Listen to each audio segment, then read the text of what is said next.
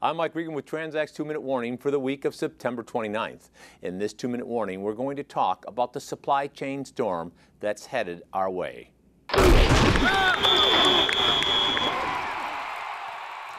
Last week, I had the opportunity to attend the Council of Supply Chain Management's annual conference.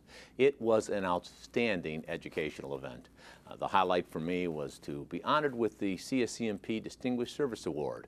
But beyond that, I had the opportunity to attend and participate in numerous educational sessions. And the message coming out of these sessions was loud and clear. The supply chain storm that we've been talking about for some time is much closer to hitting land than most people realize. And the reason for that is because the rail networks as well as the motor carrier networks throughout this country are pretty much operating at full capacity. Now, one of the people at the session I attended to said that if you really want to understand what's going on with respect to motor carriers, it boils down to the 3 Ds: drivers, demand, and darn government regulations. Now, if you've been watching these 2-minute warnings for any length of time, you'll know that we've pretty much covered these topics at some point throughout the years. But let me just try and succinctly tell you what's really happening. With respect to the driver situation, it's much worse than people know. Aside from the chronological age of the driver fleet as well as some other factors, every carrier out there is looking for drivers. The second thing that's going on is demand. Now, in some other 2-minute warnings, I highlighted the fact that if we ever saw GDP growth go above 2.5%, it would have an impact on carriers and shippers.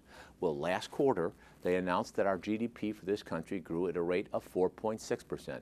Now, that's great news for an economy that needs to recover, but what it means for shippers is that carriers are in the driver's seats when it comes to negotiating rates. The third thing that's there is the government regulations. Now, we've talked about things like the upcoming FMCSA driver coercion rule, or what's going on with the hours of service, or CSA. Add it all up and there are a bunch of things that you need to pay attention to. Now, on Wednesday morning, I had the opportunity to moderate a panel of third parties, carriers, and shippers, and one of the things that came out from that was I asked the audience to raise their hand if they were budgeting for freight costs in excess of 5% in 2015. For the first time ever, I saw a majority of folks raise their hands.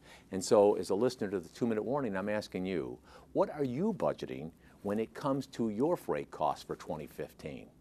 Now, if you're interested in learning ways that you can effectively manage what's on the horizon, get through this storm, and even potentially reduce your costs, we encourage you to give us a call here at TranzAct.